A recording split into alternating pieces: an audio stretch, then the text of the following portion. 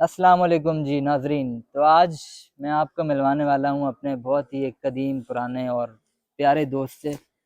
और ये हैं यूट्यूब और इमिग्रेशन इटली के उभरते हुए एक सितारे, क्या बात है। जो कि आपको हर किस्म की इंफॉर्मेशन इटली से आने तक और अपने तमाम डॉक्यूमेंटेशन तक की इंफॉर्मेशन बताते हैं। तो हाफिज फरत, वेलकम टू दी उदीने सिटी। 3 साल के बाद आए हैं आप। थैंक यू भाई साहब। जनाब, सबसे पहले तो मैं आपका हाँ। शुक्रिया अदा करता हूँ कि आपने जो है वो हमें ये मौका दिया कि हम आपके दोस्त अहबाब जो हैं, हाँ। आपके फॉलोअर्स जो हैं, उन तक अपनी आवाज़ पहुंचा सकें। नहीं यार, बिल्कुल, हाँ जी। तो उसके बाद जो है वो बिल्कुल आपने सही कहा कि इंफॉर्मेशन जो है ना वो बंदे को होनी चाहिए। हम्म। जिस जगह पे, जिस इलाके पे बंदा रहे, और उसके लीगलाइजेशन और इलीगलाइजेशन जो है ना उसके बारे में बंदे को पता होना चाहिए। करेक्ट। अच्छा, थोड़ा शॉर्ट ये बताओ कि अभी तुम पहले 3 साल पहले यहीं रहते थे। जी हमने थोड़ा टाइम भी साथ गुजारा है, फिर जी तुम चले गए साउथ इटली नापोली के पास। जी। अभी आए हो तो कैसा लग रहा है यहाँ पे? यार, मुझे ये लग रहा है कि मैं इस शहर के बारे में ये बताता हूँ कि ये शहर ऐसा ही है कि जिस तरह बंदा किसी शहर में पैदा होता है। हम्म। मैं तो इसी शहर में पैदा हुआ ना, मेरी लीगलाइजेशन जो है जी उसका हाँ। अमल यहाँ से शुरू हुआ। इसके साथ तो हमारी यादें वाबस्ता हो गई हैं।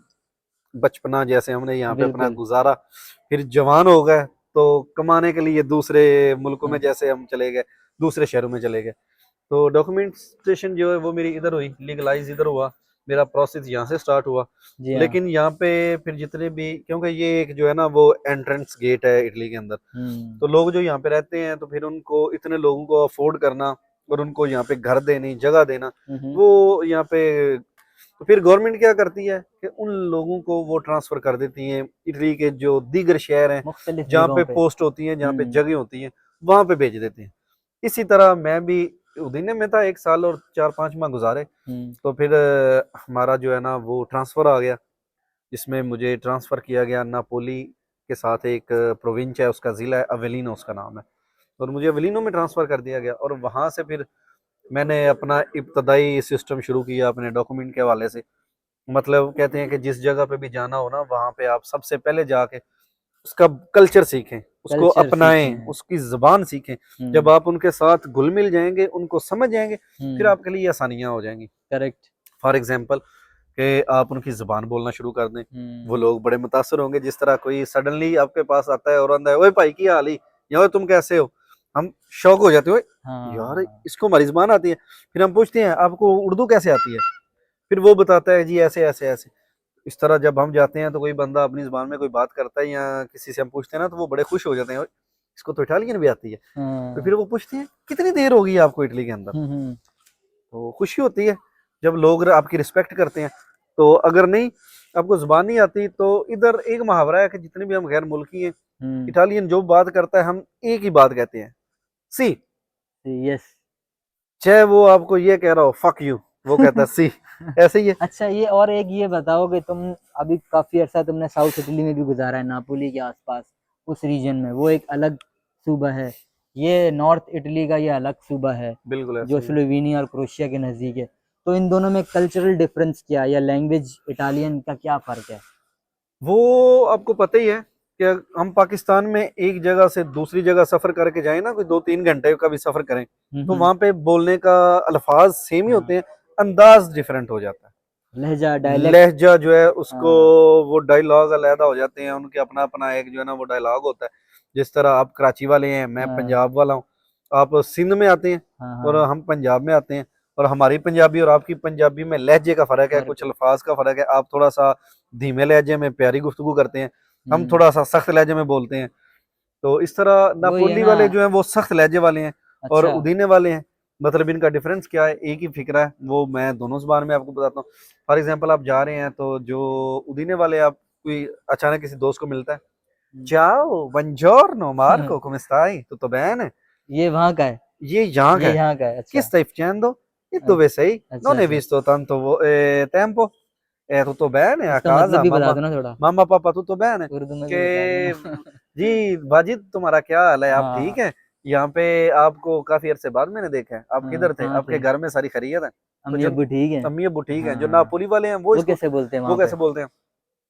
Oh, Wajid, buongiorno, amico mio, come Ah, stai? ah, Tutto bene? A casa come? Tutto a posto? Che fatica? ah, Tutto a posto?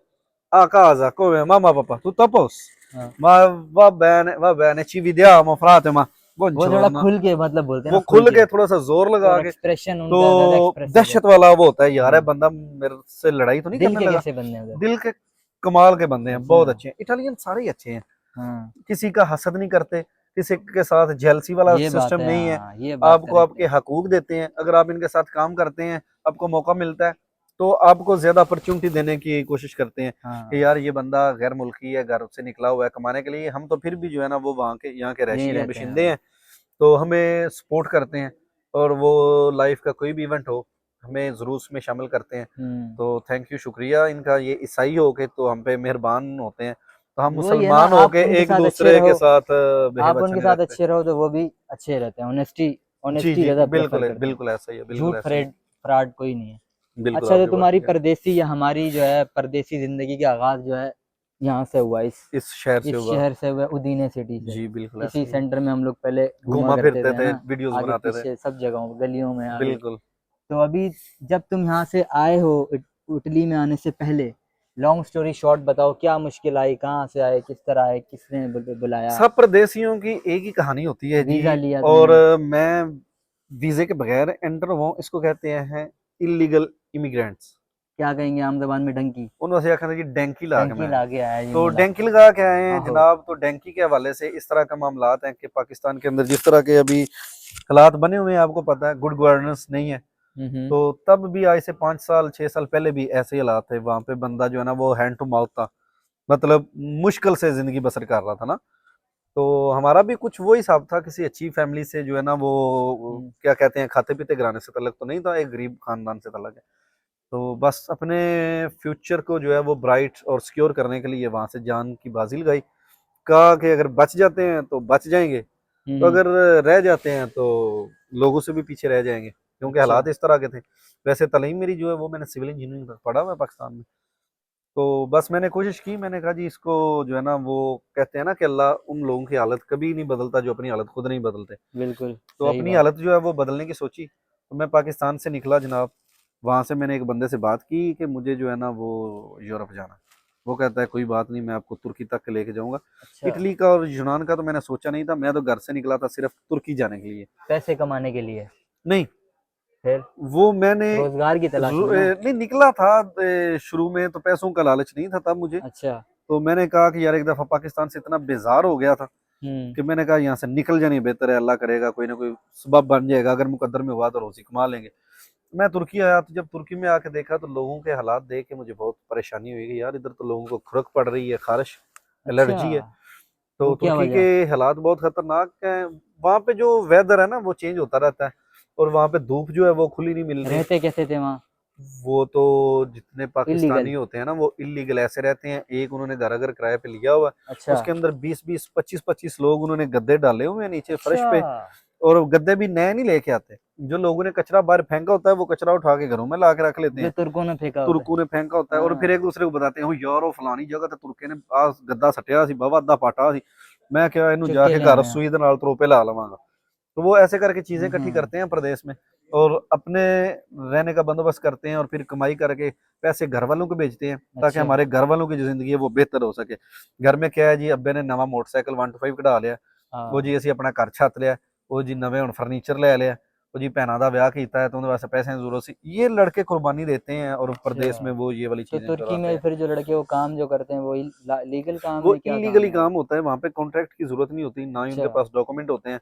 बस वो हाँ। तुर्कों के साथ उधर कपड़े बनाने वाली फैक्ट्रियाँ काफी ज्यादा हैं, तो वहाँ पे काम कुम तो कर आप लेते थे। कितना अर्सा रहे लेकिन हो वहाँ वहाँ? पे इतना पैसा नहीं बनता था, बंदा या घर भेज सकता था या खुद उधर रह सकता था। सरवाइव कर ले? जी, तो मैं 1 माह वहाँ पे रहा। 1 माह में मैंने 15 दफा जो है ना वो वहाँ से भी निकलने की कोशिश अच्छा। की, क्योंकि वहाँ पे तो फ्यूचर नहीं था ना, मैं तो अपने फ्यूचर के लिए आया था। फिर फिर तुर्की से मैं आगे? फिर मैं तुर्की से आगे जब निकला हूँ ना, तो मैंने कहा ग्रीस चलते हैं, दोस्त थे वहाँ पे, उन्होंने कहा जी आप ऐसा करें ग्रीस आ जाएं। तो मैं ठीक। ठीक है जी, मैंने बंदे से बात की, शाम को उसके घर ले गया, अपना सामान बैग था मेरे पास, उसके अंदर खाना पीना डाला। उसने कहा जी पैदल की गेम है, तो मैं आपको जो है ना वो लेके जाऊंगा, तुर्की टू ग्रीस तुर्की डायरेक्ट? टू ग्रीस लेके जाएंगे आपको डायरेक्ट। और इसके लिए 1000 यूरो आपको पे करना पड़ेगा। मैंने कहा अच्छा। जी ठीक हो गया, हम दे देंगे, लेकिन मुझे पहुँचाएँ तो सही। उसने जनाब घर में रखा, एक दिन खाना-वाना दिया, तो जब 15-20 लड़के हो गए, तो उन्होंने एक वैगन मँगवाई, हम्म। उसके अंदर तकरीबन वो 15-20 लड़कों को डाला और वो वैगन 1 घंटा मसाफ़त जो है ना वो तय करने के बाद वहाँ पे आ गए, नहर आ गई, बड़ी नहर, जिस तरह बीआरबी नहर है लाहौर के अंदर, इस हम्म। तरह की नहर है। तो उसका पानी जो था ना वो दोनों तरफ से समंदर में मिली हुई है, हम्म। बुल्गारिया से निकलती है और वो ग्रीस में समंदर में मिल जाती है। अच्छा। तो बाज़ का तो बड़ी उसका, सही बड़ी जी, नहर है। बड़ी नहर है, वो समंदर में राबता नहर के तौर पे ठीक बनाई गई है ठीक हो शायद। गया, ठीक हो गया। तो वो नहर इस तरह की है कि उसके पानी दोनों तरफ में भी कभी-कभी चलना शुरू हो जाता है। इस ये पानी इधर जा रहा है, उधर से पानी इधर जा रहा है। तो दरमियान में वो इस तरह जो है ना वो कट बन जाते हैं और उसके दरमियान वो मंझधार बन जाते हैं। ठीक हो गया। तो काफ़ी गहराई भी है। तो उसको पार करना था, जब मैंने देखा तो छोटी-सी थी। पहली दफ़ा गुज़र गए। वो आगे गया तो यूनान की पुलिस ने पकड़ के फिर हमें 1 दिन बाद तुर्की में वापस भेज दिया। वो गेम पकड़ी गई। वो गेम पकड़ी गई। वापस फिर जनाब हमने 2-2 3-3 100 लीरा दिया टैक्सी वाले को, वो हमें दोबारा इस्तांबुल में लेके गया। इस्तांबुल से फिर निकले, फिर पकड़े गए, फिर निकले, रास्ते में पकड़े गए, तुर्की के अंदर ही तुर्किश पुलिस ने पकड़ा। उसके बाद मैंने 11 कितनी, ट्राई, 4 5 11 गेमें 11 पकड़ी गई? दफ़ा जो है ना वो मैंने ट्राई लगाई और 11वीं दफ़ा भी पकड़े गए, लेकिन अल्लाह को कुछ और ही मंज़ूर था। फिर? ग्रीस में एंट्री होगी, तो वहाँ से जो है ना वो पुलिस हमारे पीछे लग गई। तो जनाब मेरी उनसे किसी तरह बच-बचा के तो हम सलोनिकी सिटी में पहुँच गए। ग्रीस? थेसलोनिकी उसको ग्रीस में जो है ना वो शहर है पहले। जजीरा है वो? नहीं, ये जज़ीरे की तरफ से नहीं आया मैं। हम्म। जज़ीरा जो है वो कॉस की तरफ, कॉस जज़ीरा है अच्छा। या क्रीती जज़ीरा है। हम्म। तो यहाँ राकलियो है, खाइयाँ हैं, ये जज़ीरे हैं। लेकिन ये खुश्की का रास्ता जो इस्तांबुल के साथ ग्रीस का लगता है ना एरिया, ये हाँ। वो बस नहर है दरमियान में, बाकी खुश्की एरिया है। नहर भी बॉर्डर के तौर पे बनाई गई थी तब। तो उसको जो है ना वो जब मैं सलोनिकी में पहुंच गया तो वहां पे ये रमज़ान है ना, हाँ हाँ। 2019 का जो पहला रोज़ा था वो मैंने वहां पे ग्रीस में एंटर हो गया था खा। अच्छा। आज माशाल्लाह तीसरा रोज़ा है यहाँ पे। तीसरा है, तो हाँ जी। पहला रोज़ा जो था वो 2019 के फरवरी में, मार्च में आया था मेरा ख्याल है, शायद रमज़ान ना, मार्च या अप्रैल में था। ये मेरा ख्याल है अप्रैल में था। वो ही है। तो देखो सफर और नसीब इंसान को कहाँ से कहाँ ले आते बिल्कुल ऐसे ही है, पहला रोज़ा मैंने वहां पे रखा हैं। यूनान में आके। तो उसके बाद फिर मैं एक दोस्त के पास चला गया यूनान के अंदर, वो क्रीत जजीरे पे रहता था। वो वो पहले से रहता था वहाँ? वो पहले से रहता था। अच्छा। तो उसने मुझे जो है ना वो बुला लिया वहाँ पे, उसके साथ मैं काम वगैरह करता रहा, कुछ खाने पीने का एहतमाम भी हो गया। हम्म। तो फिर वो वाला दोस्त जो है ना, उसने मुझे कहा कि यार ऐसा है कि मैं तो ना यहाँ पे काफ़ी मैंने काम किया है, तो डॉक्यूमेंट्स का कोई सीन नहीं है, लिहाजा मैं यहाँ से जा रहा हूँ, मूव हो रहा हूँ, मैं फ्रांस जाना है, तो आप यहाँ पे काम करें मेरी जगह पे। उसके अच्छा। बाद अगर आपको अच्छा लगे आप यहाँ पे ही रहें, अगर नहीं तो फिर जिसके बंदे के साथ मैं जा रहा हूँ आप भी आ आप जाना। भी आ जाना आगे। वो 2 माह हो गए उसको निकल गया, तो वो बोस्निया बैठा हुआ है, वो फ्रांस पहुंचा है। मुझे भी जोश आ गया यार, अगर वो इतनी हमें देर भी इधर रह आना। के हाँ। तो वो भी चला गया, तो 5 साल बाद भी जाना है तो अभी क्यों नहीं। हम्म। मैंने उसको बोला मुझे भी राब्ता करो, उसने बंदे का नंबर दिया, मैंने उसको बोला, वो कहता जी ठीक है आप आ जाएं ईथन शहर में, ग्रीस का एथेंस। जो एथेंस है। मैं वहां पे गया, उस बंदे ने मुझे कहा जी मैं आपसे 500 यूरो लूंगा और आपको मैं बोस्निया तक पहुंचाऊंगा, बोस्निया के बाद आप वहां पे ग्रीस टू जाके, बोस्निया? ग्रीस टू बोस्निया, वहां पे जाके आप कोई नया बंदा ढूंढ लेंगे, वहां पे और ये बहुत बंदे पैदल हैं। की गेम या टैक्सी वाली गेम? ये इसमें दोनों टाइप्स आ जाती हैं, चलना भी पड़ता है और टैक्सी भी अच्छा। होती है। तो वहां से जनाब मैं निकला हूँ ग्रीस से। कितने दिन में बंदा पहुंचता है फिर वहां से 3 दिन ग्रीस? में तो हम मकदूनिया तक पहुंचे, ग्रीस के साथ ही है, पैदल चलना होता है बच बचा के। बास का अगर आपका चेक लग गया, ज़्यादा पैसे दिए हैं, तो वो आपको जो है ना वो टैक्सी पे भी बिठा के ले जाते हैं, चलो जी आपकी टैक्सी वाली हम जो है ना वो अच्छा। गेम करवाते हैं। तो वो लोगों को फिर इस तरह ही मोटिवेट करते हैं ना, वो कहते हैं ब्रेन वॉश और सब्ज़बाज चलो दिखाते चलो, हैं। No tension. हाँ। तो बास का फिर बड़े बड़े जो कंटेनर होते हैं सामान वाले, उसके उनमें अंदर? भी बिठा के लेके जाते हैं। तो जो मेरा था वो कंटेनर वाला ही था दरअसल। तो सलोनिकी से जनाब फिर हम निकले हैं अल्बानिया, जाना था या मकदूनिया जाना था। मकदूनिया? तो वहाँ पे हमारी एंट्री जो है वो ग्रीस से मकदूनिया में हो गई। तो एक कंटेनर में कितने बंदे होते हैं और कितने की 70-80 जगह होती बंदे है? थे। जगह कितने जगह होती है? आसानी से बैठ जाता है बंदा, वहाँ बैठ पे जाता है? इतना तनु बोझा नहीं होता। वो कंटेनर ऐसे होते हैं ना, यूरोप में वो लोहे के कितने कंटेनर घंटे तो नहीं चलता है होता ना, वो? यूरोप के अंदर लोहे के कंटेनर इस्तेमाल नहीं होते। फिर? यहाँ पे वो चादर लगी होती है जो प्लास्टिक की चादर होती है, पेनाफ्लेक्स जैसी? पेनाफ्लेक्स जैसी, तरपाल जिसको बोल रहे हैं, तरपाल, हाँ उसमें जी। हवा भी लगती रहती है, उसमें बंदा सांस भी लेता है, उसमें मुश्किल नहीं होती। अच्छा। तो वो जो फट्टा होता है ना नीचे ट्राले का, फिर उसके ऊपर जितने बंदे बैठ जाएं वो अच्छा। आसानी से बैठ जाते हैं। आधा खाली था जिसमें हम आए थे। तो उसने जनाब हमें मकदूनिया और यूनान के बॉर्डर से पकड़ा है, और वो सर्बिया के बॉर्डर पे हमें ले गया। अच्छा। वो मकदूनिया छोटा सा 200 किलोमीटर का है वो सारा, तो उसने हमें जनाब वहाँ पे पहुंचा दिया। वहाँ पे जा के उसने हमें ना सर्बिया के बॉर्डर पे उसने कहा जी पैसे हो गए हैं आप लोगों के। हमने पैसे दे दिए थे उसको 500-500 यूरो बोस्निया अच्छा, का, cash to cash. Cash to cash. कुछ लोगों ने पाकिस्तान से दिए, कुछ लोगों ने यूनान से दिए, जैसे जैसे किसी का सर्कट था। हम्म। तो वहां पे फिर उस बंदे ने जनाब 2 बंदों को हमारे साथ भेजा, हम 70 बंदे थे। उन्होंने पैदल हमें चलाया पहाड़ों के ऊपर, और 2 दिन हम पहाड़ों के ऊपर चलते रहे। अच्छा। सर्बिया को क्रॉस किया। सर्बिया को क्रॉस करने के बाद फिर हम बोस्निया में एंटर हो गए। जो ही बोस्निया में एंटर हुए हैं, बोस्निया और सर्बिया के दरमियान एक नहर है यूनान जैसी, उसको भी कश्ती के जरिए पास किया, वो तो पार कहते किया। हैं बहुत खतरनाक नहर है। बहुत खतरनाक है, बहुत लंबी वो तो चौड़ी है। कहते हैं लड़के डूबते भी हैं, मरते भी जी हैं जी हर बिल्कुल गेम में, ऐसा ही है, बिल्कुल ऐसा है ही है। ना। वहाँ पे उसका जो है ना वो तवाज़ुन बरकरार नहीं रहता, बास का कश्ती का। हादसात होते हैं जी, हाँ। कश्ती फट भी जाती है। अच्छा ये बताओ आप कि आपने ग्रीस से लेकर इटली तक आते हुए मौत को कितनी बार करीब से देखा? यार कब ऐसा लगा कि अब मौत है? मेरा जो है ना हम्म। वो ये था, मैंने 3 दफा मेरे साथ ऐसा हुआ।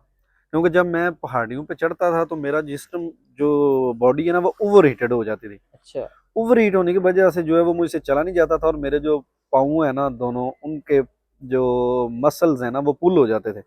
मतलब पंजाबी जाते ने मेरे पट्ठे हो जाते थे इकट्ठे। पट्ठे बैठ ते बैठ गए। हाँ जी, फिर मेरे तो टुरिया नहीं सी ਜਾਂਦਾ ਤੇ मैं ਉੱਥੇ फिर लम्मा पै ਜਾਂਦਾ। हाँ। तो हम तुर्की में चल रहे थे पहाड़ों के ऊपर, तो वहां पे बर्फबारी थी, तो बर्फ के ऊपर चल रहे हैं, तो जनाब मेरे साथ ये सीन हो गया। तो ये गेम सर्दियों की में थी, ये ये बर्फ की? सर्दियों की गेम थी। हाँ। तो वहां पे जनाब दूसरों को, मैं दूसरों से अलहदा हो गया, गुम हो गया। फिर? एक मैं और एक और लड़का था।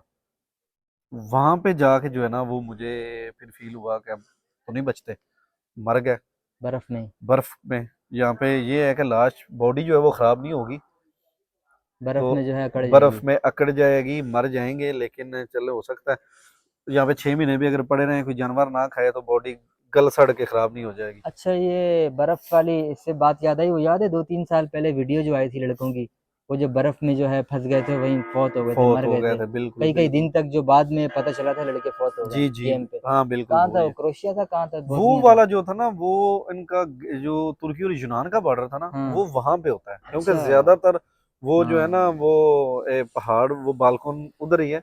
वो वाले पहाड़ी ज्यादा खतरनाक हैं, और बोस्निया और सर्बिया का जो बॉर्डर है वो पहाड़ वाला नहीं है।